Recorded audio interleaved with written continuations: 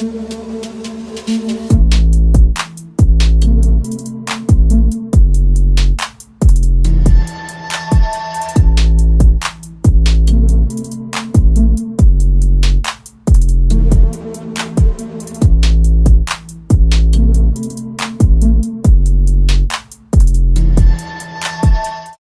up, nation?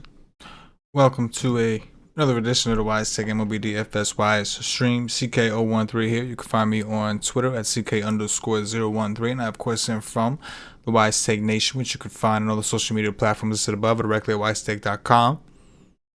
If you're looking to take your DFS game to the next level, we are a premium DFS content provider as well as a DFS community designed to help make you a better DFS player. Go check us out. Day pass is available if you want to try us out. That being said, if you're new to this channel, you've come to the right place for some free fire DFS content. So make sure you subscribe, hit notifications bell, don't miss out on any of the free content we put out. Currently covering MLB slates Monday through Friday with our first look. I mean, we stream live Sunday night through Thursday night.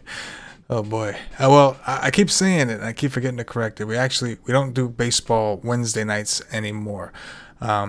That is for the NFL when we do our NFL show with myself, Patio Joe, Paulie D. So I gotta clarify that. I keep fucking that up. Anyway, Pat Bush, what's going on, bro? Says, what's up, CK? Did you enjoy the games? I did. And again, I want to thank you, Paulie D, Patio Joe, for the articles and the core plays. Ready to get back to MLB. It wasn't. I appreciate you, man. I appreciate that, but wasn't the greatest NFL slate for me. Mostert, obviously. I felt like the biggest fish donkey in the world. Mostert got hurt, and I wasn't even surprised. And that, that sucked. D-Hop did pretty good. Obviously, Tyreek Hill. There was a couple of them. Tyreek Hill, Thielen. There was a couple of guys who went out there and did it dirty. But we did have D-Hop in the core. We had Kyler Murray as the number one stack. Unfortunately, the Titans didn't live up to their end. So there was a lot. It was fun. It was nice. It was nice to have MLB back. NFL back. But like you said, I'm ready to get back to MLB. Leonard, what's going on, bro? Great weekend for me. 4 for 4 in cash games at MLB, 3 for 3 NFL. That's what I'm talking about, bro. And Leonard says, Patio Joe told me not to use a rookie. Hey, man. We're loving the NFL action. We are loving it. I saw a bunch of people in the Slack shouting out Joey for the cash game stuff, so it sounded like the cash game stuff went well. So we're happy about that. All right, so obviously I'm exhausted from the week already, from the weekend, NFL, everything like that. But we're gonna go and get started with some MLB action. Let's pull up these top pitchers like we always do. So obviously Clayton Kershaw is going to draw a lot of attention. Coming back from the IL, it was a forearm. He threw 49 pitches over 3 innings for AAA Oklahoma. So I would think maybe like 60 pitches or something like that could be what we're looking at. So while he is the best name up top, I think he'll be lower owned, or at least he should be, because he's not expected to. I mean, you have 49 pitches. You can't just have to be on an IL, expect to come back and just be what you were. Sandy Alcantara.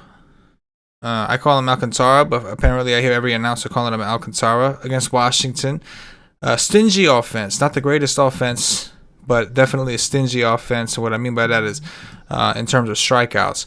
WRC plus is only 94, 315 WOBA, 153 ISO, but a 21.8% K rate can make things difficult. But if we look at Alcantara's numbers himself, very solid, right? Everything's respectable, 52.5% ground ball rate. Looks good. Yu Darvish, I think, man, Yu Darvish has been a mess. I'm going to dig into him after this show. When I go to write my article, I'm going to dig into him a little bit and try to find out like what's going on with him lately. He's been really inconsistent. Maybe he's dealing with an injury, but if he's dealing with an injury or anything like that, then you would think we would see it in his velocity, spin rate, something.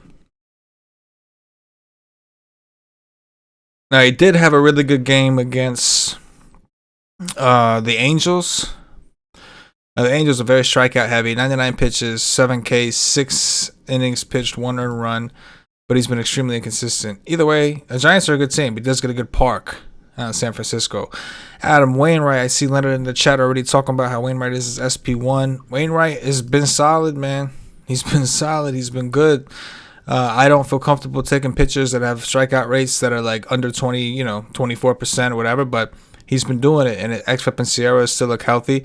He's got a little regression potentially, but nothing that makes you feel like it has to happen at all. I think he can maintain most of these averages.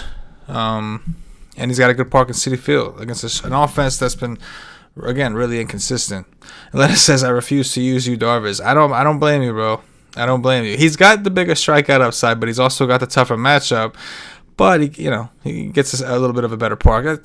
That's a tough one right there. I think I still would lean Darvish, but I'm so tournament minded. Like, I'm thinking about upside.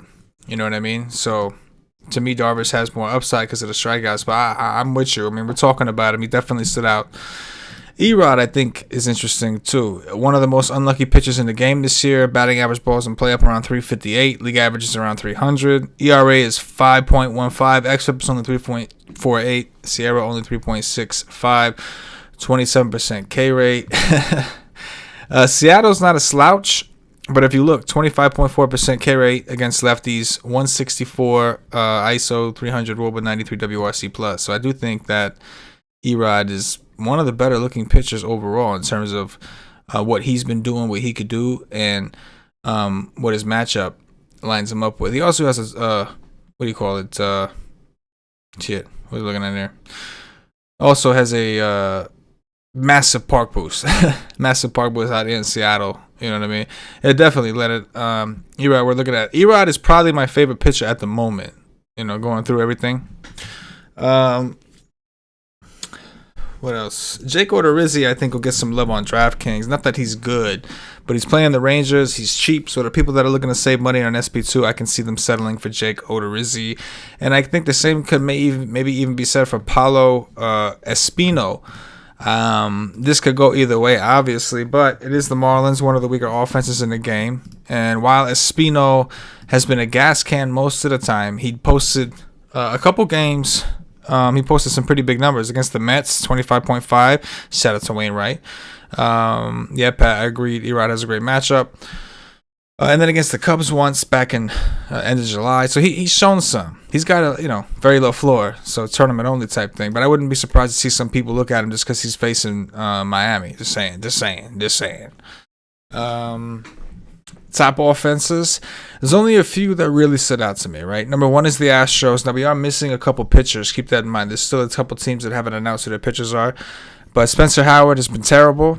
He plays Houston in the Rangers' now pitcher-friendly park, this new park. Houston, obviously, the top offense in the league in WRC plus against righties. Only a 20% K rate. So it's just going to happen, right? They're getting healthier. We expect shit to happen there. Expect Houston to be popular. Wiggy McWiggleson, what's up, bro? Wiggy McWiggleson, good to see you, my man. It's been a long time. Hope all is well, bro. Hope all is well with you. The Dodgers have a 5.1 implied run total. That's like the second highest as of now. Again, we are missing a lot of run totals still because it's a little early and not all the pitchers have been confirmed. That'll be an interesting one, right? Zach Gallen, who's been a little inconsistent, has a 26% K rate in a revenge spot against his old team, the Dodgers, who happen to be, right, one of the best offenses in the game. It's funny, their roster improved, but their rankings against righties have kind of declined. That they were dealing with some injuries, missing Mookie Betts here or there, all that shit. But nonetheless, I think the Dodgers get some love purely based off their run total. The other team offense that I kind of like is the Cardinals against Rich Hill. So Rich Hill looks like he's been a little lucky. He's got some regression potentially coming his way. And if we look at St. Louis, currently 5th, I think, in WRC plus against lefties with a 198 ISO. They've been good against lefties, so it kind of matches up, right? You got one team, you got a pitcher whose numbers show maybe he's been a little lucky, and you got a team that has struggled most of the season offensively, but have some pretty good numbers against lefties. So I think the Cardinals are probably one of my favorite offenses going into it, which really hurts my feelings as a Met fan, but it is what it is. It's all business, man. Impersonal is all business. You know what I mean? All right, things to watch. So who's pitching for Tampa? That's kind of a big deal to me. I think FanDuel had McHugh. I think DraftKings has Drew Rasmussen.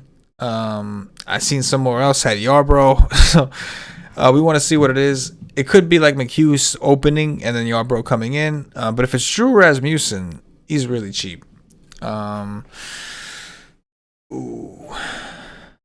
Leonard says, "What Scherzer had a perfect game, 7.1 innings. Oh man, he's good. Mad Max, One-Eye Max. Would love the Mets to get him, but not happening." Leonard, hey man, you're doing the spoiler alert for my Dong Watch, Leonard.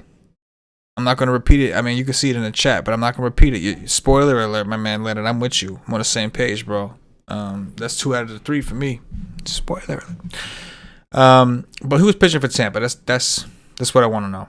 Because depending on who it is, either we want to attack them. Like if it's Yarbrough straight up, we'll attack him with Toronto, no doubt. They will be popular, but we'll do it.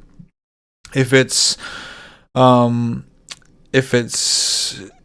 McHugh first, that's gonna suck because McHugh's pretty good. If it's Drew Rasmussen, I may look to use Drew Rasmussen, who DraftKings has at 6.3 right now. So I know Toronto's tough, but Rasmussen, not a ceiling play. But I think he's a pretty good pitcher in general. He's got strong numbers. He's just not throwing more than like 70-something pitches. That's the downside. But so we're going to have to see which way we go with that. But that matters. Boston is against Logan Gilbert, one of the more interesting matchups. Logan Gilbert's pretty cheap at 6.7. His numbers are still decent. ERA is 5.1 with a 4.05 xFIP, 3.73 SIERA, 26% K rate. He's at home in a pitcher-friendly park. Obviously, the Red Sox are no slouch. 198 ISO, 335 WOBA, 109 WRC plus. So, just something to keep an eye on. Either way, 2 interesting options at low ownership. And then the Rays at Manoah. I've been playing the Rays. If you're subscribed to WiseTake.com, you know I've been playing the Rays every day. It hasn't been as good to me the last few slates, but it was good. It was good. You know what I mean? So they'll play Alek Manoah, who I think is a decent pitcher, but, he's got to learn some shit. It looks like he's been a little lucky, but his hard contact rate is low. He's done it. Problem is just the Rays are a good team, man. 3rd in WRC plus against righties, 195 ISO. They do have a 24.9% K rate. So they've come to a point now where even though beginning of the season they struck out more against lefties, I think we're going to see they're going to strike out more against righties with the current lineup that they have, because they went out got Wander Franco's hurt, so that's gonna hurt them. But Nelson Cruz and some of these guys, you know what I mean? But nonetheless, those are the things to keep an eye on. I think the Rays could be a sneaky offense, but Manoah, he's no slouch. That's all I'm saying. Park boost for the Rays. Dong Watch. So we already know. So 2 of them we already know. Nolan Arenado, Paul Goldschmidt. Leonard said it in the chat. That's what I had written down for my Dong Watch. I do like the Cardinals right now. It's the night before. We'll see where we end up. Come articles if they make the core or not. But I do like them. Leonard, Toronto was my stack today. 22 runs. Damn, son. Love it. 8-game winning streak. I like it, man. Leonard, keep rolling, bro. Keep rolling. I love it, man. I'll see you in the Slack. So Arenado, Goldschmidt are 2 out of the 3. Then we'll go Jordan Alvarez. Nothing too fancy. It's Sunday night. We're covering Monday. First look shit. As always, my core being an article. The stacks I plan on. My player pool of stacks, whatever, pitchers, all that shit for cash tournaments, all gonna be up there. So come join the nation if you're not already a member. No need for you not to be. Come get in the Slack. We're starting to get it bumping again. NFL. It felt good to talk to some familiar faces at NFL time. Hoping to have a better season. Hoping to have a better week next week for that. But right now we got MLB to kind of get us there and get the bankroll right. So I'm going to get up out of here. I appreciate you guys hanging out with me live. Appreciate those of you that watch and listen after the fact. For myself, the entire WiseTake Nation, as always, good luck. Yes.